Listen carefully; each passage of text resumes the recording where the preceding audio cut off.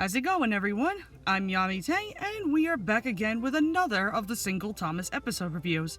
I did originally have plans to stop after my first episode, but because I had so much fun editing the Hector video, I figured I'd just do one more before I close up for the summer. Same as last time, I ran a poll to see what the fans would like to see as the next episode review, and for a while we had a three-way tie between It's Good to Be Gordon, James the Second Best, and Thomas and the Stinky Cheese, just beating out the other two choices by a single vote. The fans have chosen Thomas and the Stinky Cheese. So let us begin. God help us all.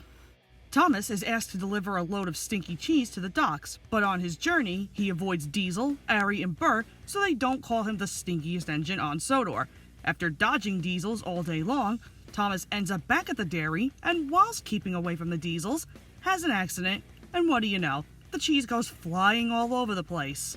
Thomas is once again hooked up to another load and just makes it to the docks before the ship leaves. What the actual hell is even going on here? If I really had to describe this episode in one word, it's ridiculous. It's so ridiculous that I feel like this doesn't even need to exist. I have one too many gripes with so many things that happen in this story, to the point where some of these actually piss me off. Let me explain. First, I'm not buying the fact that Sodor is quote-unquote famous for their stinky cheese. Because if that were true, then why did you wait 11 seasons to finally bring that up? I just love how this is a supposed rare dairy delicacy to these Sodor folk, and yet after this, there's no mention of it ever again, which makes everything in this episode completely irrelevant. Second, here we go again, back with the whole Stinky, Steamy, and Diesel crap again. What happened to the whole, oh, Steamies and Diesels aren't such a bad thing? Guess that logic was tossed right after calling all engines, wasn't it?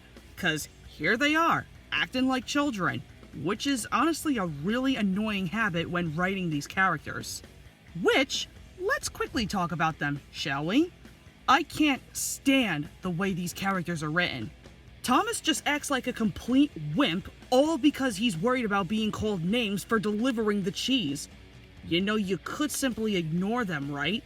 The fact that he's so worked up about this, that he's gallivanting all over the island, arrives back at the dairy, has an accident, and spills the cheese, but the dairy manager is just cool with that?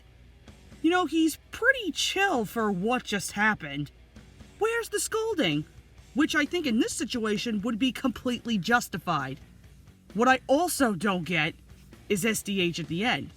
He practically praises Thomas for somehow making it on time, but looks mad when he tells Diesel, Ari, and Bert to shunt the cheese. I'm sorry, what was the motivation for that?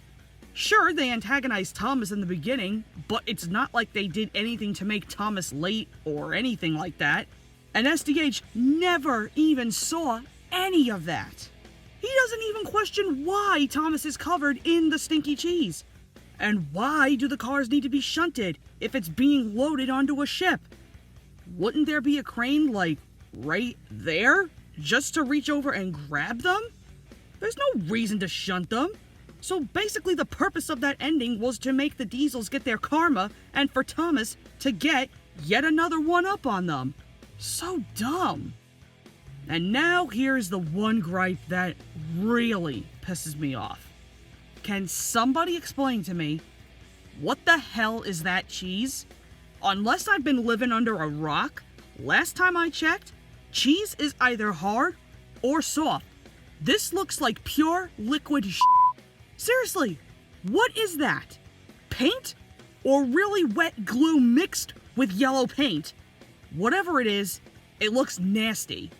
And why is this liquid stuff just sitting in wooden boxes? Shouldn't this be frozen to some capacity? This is almost as bad as having open fish wagons in the sun with no covers on them. You know, I really can't help but question the intelligence of the Sodor management. I will say this. While Michael Brandon does show a hell of a lot more enthusiasm than Angelus, It's come to the point where this story is so bad, I can't stand listening to either one of them. Seriously, try taking a shot at how many times they say the word stinky throughout this whole episode. You'd be drunk by the time it's over. Then again, I think Paul Larson might have been drunk while writing this, which is really sad because he has given us some of the best episodes of the show, and yet, here we are with this piece of crap. I feel like he was trying to do something similar to the Railway series story, Scrambled Eggs, and if that was the case, then this was a total fail.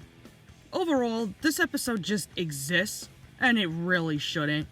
Nothing makes any sense, and the retcon is just stupid.